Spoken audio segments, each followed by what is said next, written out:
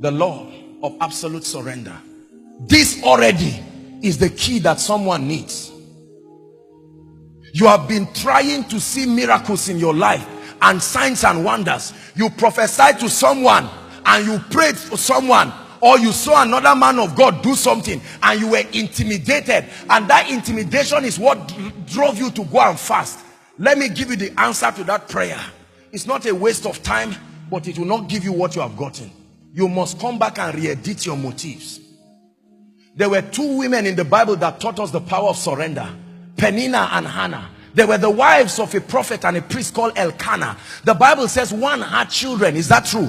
And the other, Hannah, was barren. And Peninnah kept mocking Hannah. And Hannah would go every time at Shiloh and say, Lord, give me a child. Because she wanted to prove to Peninnah that she was a woman, not a man. And God says it's not enough reason for another life to come. I can't bring another life just to satisfy your ego. One time she got tired and went to the temple and said, Lord, it's no longer about my ego. You need a prophet. Permit my womb to align with your purposes. She prayed once, and a child came. The arm of the Lord is not too short. Please hear me. God is not mising his power, but it must come upon vessels that are dead. Yeah, the will of God. That's when God will anoint you as a man of God, and you know which money to collect and which one to leave. Are we together?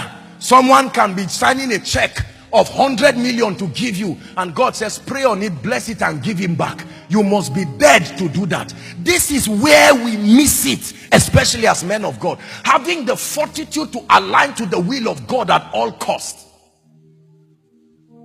Not everything is receivable. Is God speaking to us? Yeah.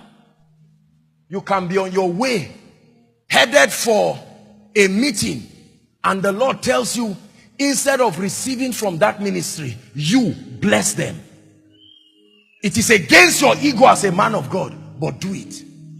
They can be inviting you to go and preach somewhere where you know you will get honorarium of hundreds of millions from people, and God tells you, please go to a little church somewhere. That's where I want you to be. And you say, God, this is not good for ministry, but it's good for his glory. And so your life is an expression of the glory of God.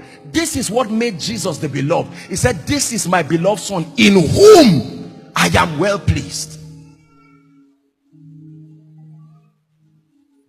Thy will be done in my life. Thy will be done in my life.